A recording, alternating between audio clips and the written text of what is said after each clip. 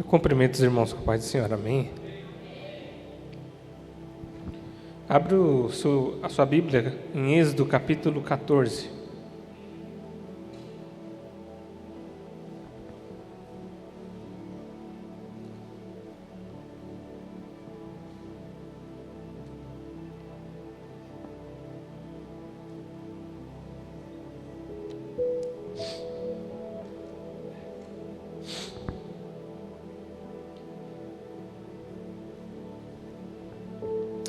Antes de ler, deixa eu só comentar alguma coisa aqui.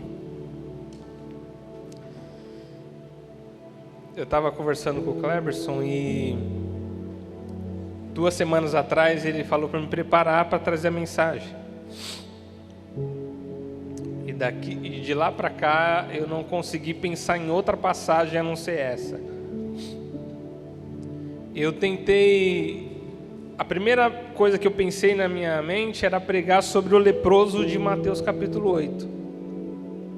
Não veio a mensagem. Depois eu fui folheando a Bíblia, parei no leproso que era colocado na Igreja Formosa, Atos capítulo 3, também não veio a mensagem. E aí uma semana que faltava para hoje, foi no domingo, o Cleber estava ali, eu fui conversar com ele. E eu falei, eu estou tentando fugir da mensagem, eu não quero pregar o que eu vou pregar hoje, mas não teve jeito, não teve outra mensagem a não ser essa aqui. Coloca para mim, Stephanie, antes do texto, o que a igreja tem declarado aqui, que é o tempo de avanço. Eu confesso que eu fiz igual Moisés. Falei logo eu que vou pregar sobre isso, sobre esse tema. Tempo de avanço. Nessa frase nós temos 2 palavras. Nós temos a palavra tempo e a palavra avanço. A palavra tempo, já vou ler o texto já, tá? A palavra tempo vem antes da palavra avanço. Não sei quantos repararam nisso. E aí o Espírito Santo colocou no meu coração que para a gente avançar, a gente também precisa ter tempo. E aí vocês vão entender conforme eu for pregando a mensagem. Êxodo capítulo 14, nós vamos ler do 1º até o versículo 15. Se você tiver a versão NVI, eu sei que vocês não usam aqui a versão NVI, mas eu vou pedir para colocar porque eu já estou acostumado com ela já há muitos anos já. Para quem vai acompanhar ali no telão, né? Eu vou ler para ganhar tempo. E disse o Senhor a Moisés: diga aos israelitas que mudem o rumo e acampem perto de Pi-Hairote, entre Migdol e o mar. Acampe perto à beira-mar, de fronte de Baal-Zefon. O faraó pensará que os israelitas estão vagando confusos, cercados pelo deserto. Então endurecerei o coração de Faraó, e ele os perseguirá. Todavia, eu serei glorificado por meio de Faraó e de todo o seu exército. E os israelitas saberão que eu sou o Senhor. Assim fizeram os israelitas. Contaram ao rei do Egito que o povo havia fugido. Então Faraó e os seus conselheiros mudaram de ideia e disseram: o que foi que fizemos? Deixemos os israelitas saírem e perdemos os nossos escravos. Então Faraó mandou aprontar sua carruagem e levou consigo o seu exército. Levou todos os carros de guerra do Egito, inclusive 600 dos melhores dos seus carros, cada um com um oficial no comando. O Senhor endureceu o coração de Faraó, o rei do Egito, e este perseguiu os israelitas, que marcharam triunfantemente. Os egípcios, com todos os cavalos e carros de guerra do faraó, os cavaleiros e a infantaria saíram em perseguição aos israelitas e os alcançaram quando estavam acampados à beira-mar, perto de Bi-Hairote, em fronte de Baal-Zefon. Ao aproximar o faraó, os israelitas olharam e avistaram os egípcios, que marcharam na direção deles. E aterrorizados clamaram ao Senhor. Disseram a Moisés: foi por falta de túmulos no Egito que você nos trouxe para morrermos no deserto? O que você fez conosco, tirando-nos de lá? Já lhe tínhamos dito no Egito: deixe-nos em paz, seremos escravos dos egípcios. Antes sermos escravos dos egípcios do que morrer no deserto. Moisés respondeu ao povo: não tenham medo, fiquem firmes e vejam o livramento que o Senhor lhes dará hoje, porque vocês nunca mais verão os egípcios que hoje vêm. O Senhor lutará por vocês, tão somente acalme-se. Disse então o Senhor a Moisés: por que você clama a mim? Diga aos israelitas que sigam avante. Interessante, quando eu estava lendo o texto, o versículo 4.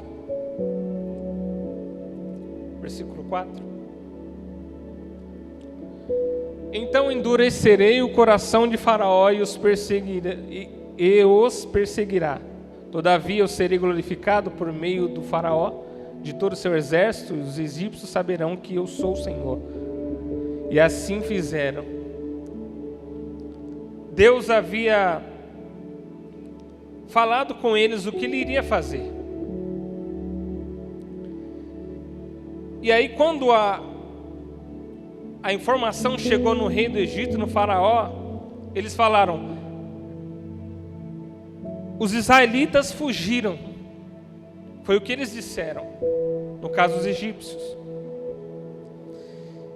E aqui eu comecei a refletir que nem tudo que se fala para você é verdadeiro.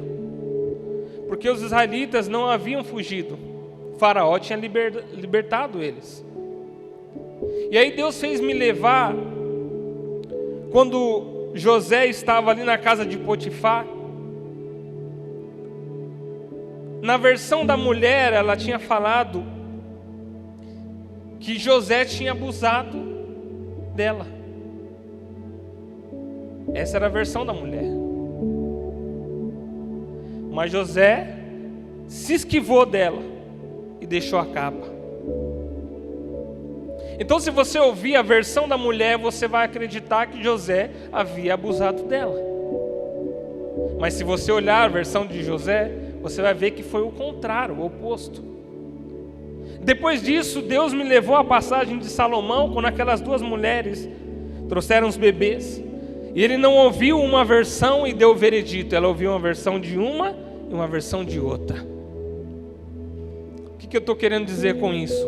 Nem tudo que você ouve é verdadeiro. Quando você ouvir que de alguém falando tanto bem quanto mal, verifica se isso é verdade.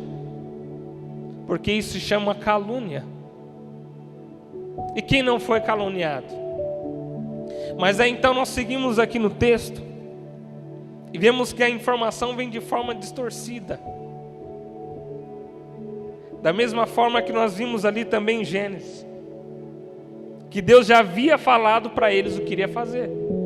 O interessante é que Deus não deixa ninguém desapercebido. Deus informa tudo o que Ele vai fazer antes de fazer. E aí que nós vemos que aquilo que Ele fala não é como o homem que fala, porque o homem fala uma coisa e às vezes faz outra. Mas a minha Bíblia fala no livro de Números, não precisa abrir, que Deus não é homem para que minta, e nem filho do homem para que se arrependa. Diria eu e não faria. E aí eu comecei a estudar a palavra, E aí eles começam a ir sentido o mar vermelho. E aí Faraó muda de ideia porque Deus havia falado que endureceu o coração dele. Para quê? Às vezes acontece na nossa vida coisas que a gente pergunta o porquê. Você pode fazer uma retrospectiva na sua história. E vai ter, no momento da sua trajetória, momentos ruins que marcaram a sua vida. Só que naquele momento que você está passando um momento ruim, você se pergunta do porquê. O interessante é que Deus que endureceu o coração de Faraó. Lembra quando Ana ficou estéril? Foi Deus que fechou a madre de Ana. E aí tem coisas que acontecem na nossa vida que a gente não entende. E a gente fica se perguntando o porquê. Só que Deus aqui mostra que Ele endureceu o coração de Faraó para que o nome dele seja glorificado. Os israelitas saem e agora ele muda de ideia, chama todo o seu exército para ir atrás deles. E por que o exército do Faraó queria buscar os israelitas? Porque eles queriam deixar os israelitas escravos. Ele dizendo: o que nós fizemos? Libertamos os nossos escravos, vamos atrás dele. E aí começa a perseguição. E aí começa a calúnia, começa a difamação. E aí você se pergunta o porquê. E eles começam a prosseguir, e como eu disse, o tema é tempo de avanço. Eles começam a avançar. Mas eu quero pregar, e eu aprendi aqui nessa igreja 24/7, pregar com responsabilidade. Que quando você decide avançar, vai haver perseguição. Não entendeu? Vou repetir. Quando você decide avançar, vai ter perseguição. Por quê? Porque o inimigo não quer te ver parado, estacionado. Eles começam a seguir ali, Moisés está na frente. E quando eles se deparam, o mar vermelho. Não era um rio, porque se fosse um rio eles atravessavam nadando, aqueles que sabiam, mas era um mar. E aí a Bíblia fala, quando os israelitas viram os egípcios, eles ficavam apavorados, diz o texto. E aí que está o problema, é quando a gente vê aquilo que não deveria ter visto. Que o problema não está no ver, mas a informação que aquilo chega em você. E aí às vezes acontecem problemas na nossa vida que a gente vê tantos problemas que a gente fica desanimado. A gente precisa parar de ver os problemas e começar a ver a solução para aquele problema. Quando você foca muito no problema, foi o que aconteceu com Pedro.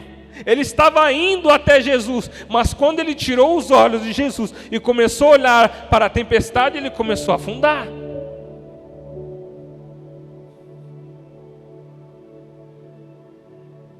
Então depende do ponto de vista que você vê. Por exemplo, se eu pego esse copo, vai ter duas pessoas com visão diferente. Talvez, não sei se eu vou errar aqui, mas se eu errar, vocês me corrigem. O pessimista vai falar assim: o copo está quase cheio. O otimista vai falar: não, o copo está quase vazio. Então depende da maneira que você vê as coisas. Lembra de Eliseu e Geazi no monte? Geazi só viu os problemas, os carros, os cavalos ali cercando eles. Ele fala: vamos morrer.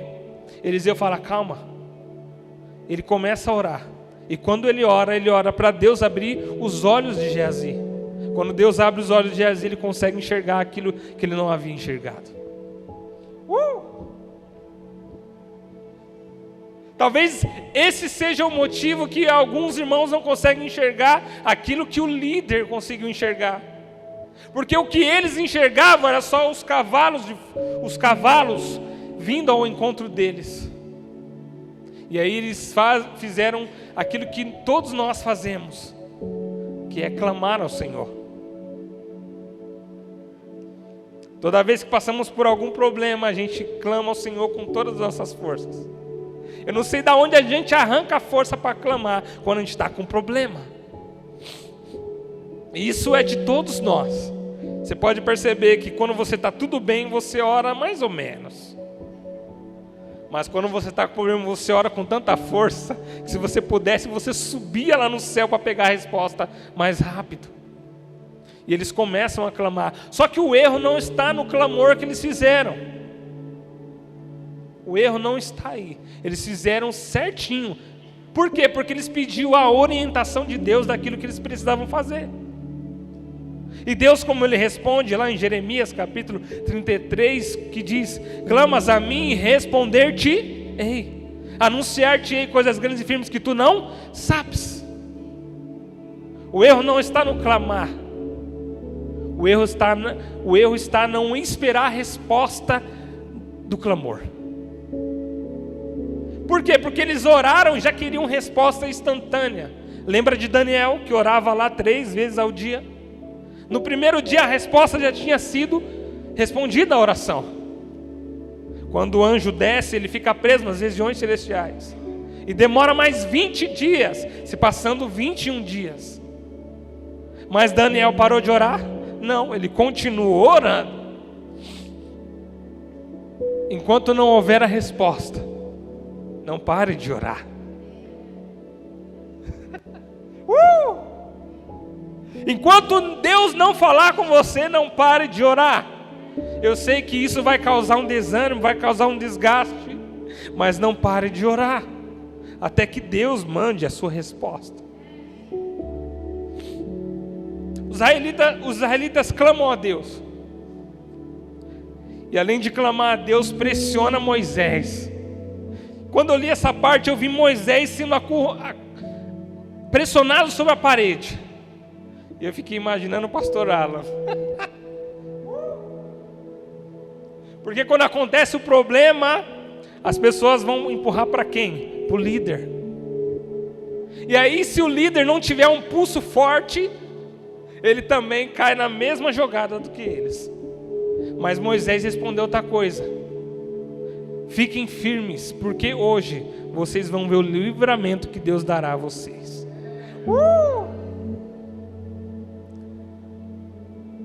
E aí eu fico imaginando a cabeça de Moisés. Todo mundo falando ao contrário e você falando o oposto. Vai dar certo. Sabe por quê? Porque Moisés sabia quem é que tinha vocacionado a chamada dele.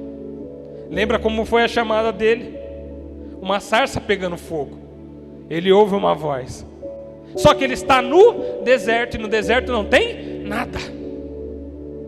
Então não tinha como confundir a voz de Deus com a voz de alguém, porque no deserto não tinha ninguém. Só estava Moisés, as ovelhas e a sarça pegando fogo. E lembra que Deus também tinha dado para ele 2 sinais, porque ele falou assim: a questão não é eu acreditar, a questão é dos israelitas acreditarem. Por quê? Porque ele saiu de lá como um assassino. Então Deus dá 2 para ele os sinais, 2 sinais para ele. Ele tinha convicção da chamada que Deus tinha sobre a vida dele. Mas para colocar na cabeça dos israelitas é complicado. A gente, como liderado, a gente faz isso, a gente clama. Mas o interessante é que quando Deus dá a resposta, Ele não dá a resposta aos israelitas. Pode ler no texto, versículo 15.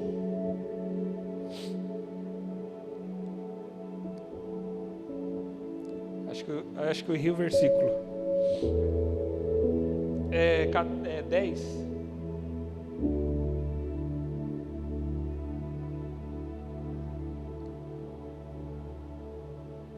É 15 mesmo. Então Moisés e os israelitas, 14, versículo 15. Então o Senhor disse a Moisés. Só que se você for estudar o texto, quem que clamou ao Senhor? Os israelitas, não foi Moisés. Depois você lê na sua casa. Só que a resposta foi dada para quem? Para o líder.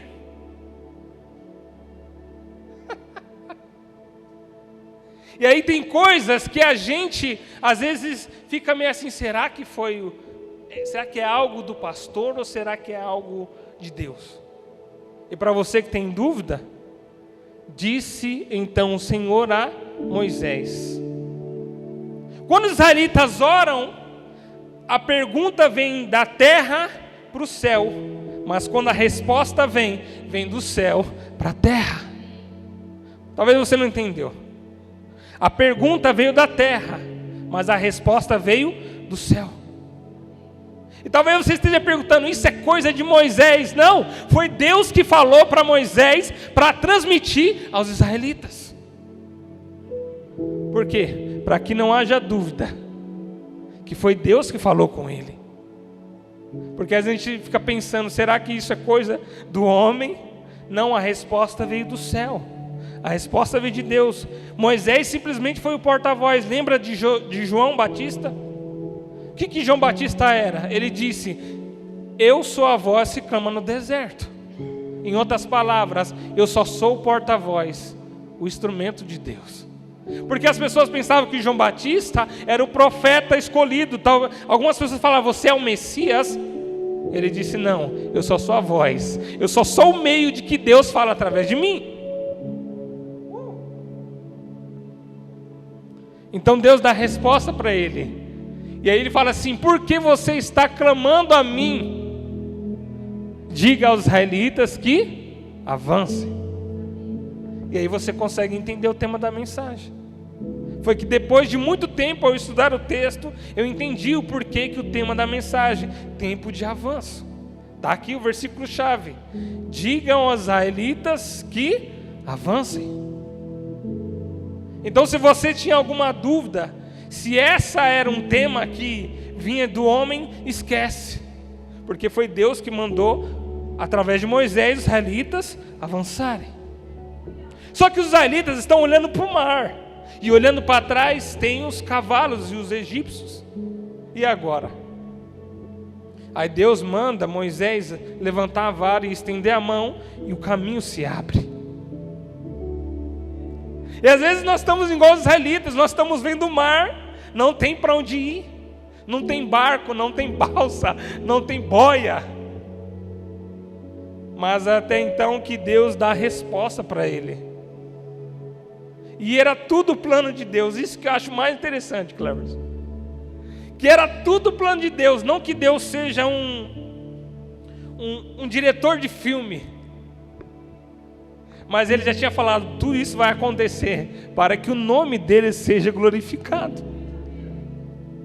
E quando eles se deparam com o Mar Vermelho, e Deus abrindo o Mar Vermelho, eu fiquei imaginando uma coisa extraordinária. O vento se passando forte e abrindo o mar para eles passarem.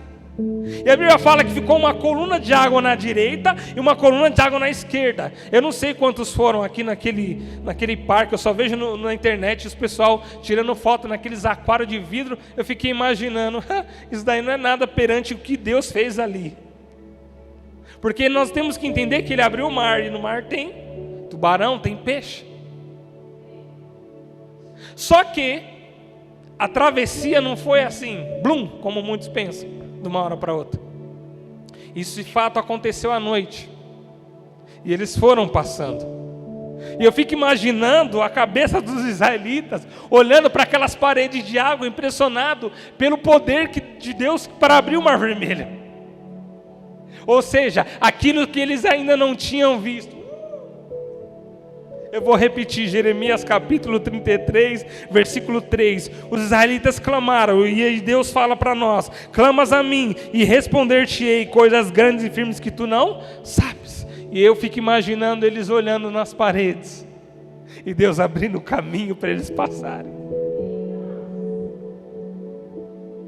Se Deus está falando para você avançar, avança. Porque Ele vai abrir caminho.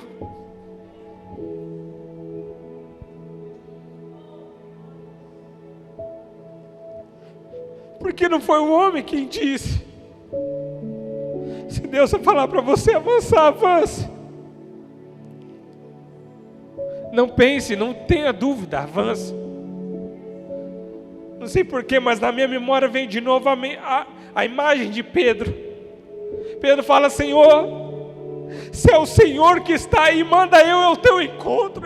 E Jesus fala: vem, e Pedro vai.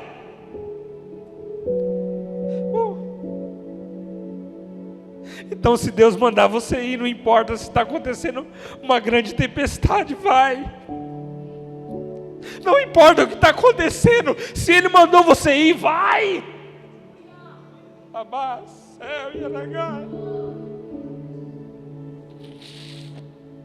E Deus começa a abrir o mar vermelho para eles passarem. Isso aconteceu à noite. E como o mar é grande, alguns talvez pensaram: agora é o nosso fim, como eles disseram aqui no texto. Eles falaram: Moisés, a gente saiu do Egito para morrer aqui, não tinha túmulos lá no Egito. Eles pensaram que ia morrer ali, mas de repente Deus faz algo. E Moisés já havia falado: Deus vai lá o livramento. O interessante é que isso não é frase gospel, como diz o nosso pastor. Livramento está aqui, na Bíblia. Eles começam a passar. Só que Faraó vem atrás. Já estou caminhando para o final, mas eu quero pregar com responsabilidade. À medida que você vai avançando dentro do mar, para dentro do mar, Faraó vai se levantar contra você. Eu vi aquele submersível muito tempo atrás e Deus me fez lembrar do submersível, que não, na verdade não era um submarino. E aconteceu uma implosão. O que é uma implosão? É o contrário de uma explosão. Explosão vem de fora, implosão vem de dentro para fora. E aí os cientistas ali, os estudiosos, falaram por que ele implodiu. Porque a pressão do mar era muito grande. Cada 5 metros que eles iam mais a fundo, a pressão aumentava. Então o submersível não aguentou a pressão e implodiu. E aí Deus falou comigo que cada vez que a gente vai se indo mais adentro, vai tendo mais pressão. Por isso que muitas pessoas não aguentam e implode.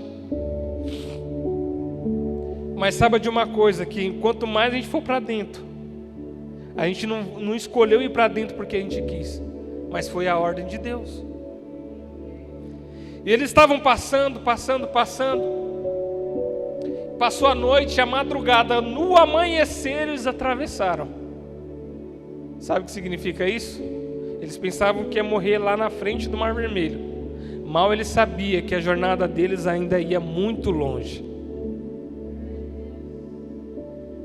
Lembra de Elias? Não quero mais profetizar, não quero mais orar, não quero mais nada de ministério. Ele entra dentro da caverna. Mas antes de entrar na caverna, ele está deitado lá.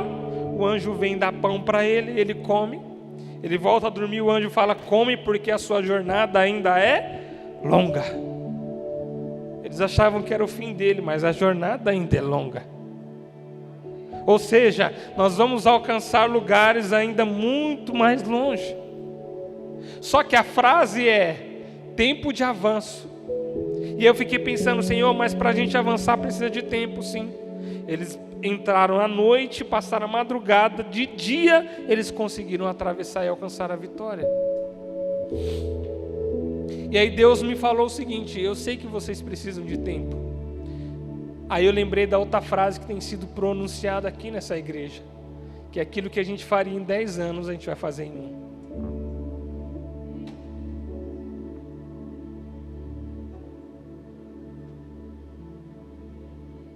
O Mar Vermelho demorou a madrugada inteira para atravessar. Mas quando atravessou, o mar fechou e Deus deu a vitória para o povo dele. Só que ali não era o fim.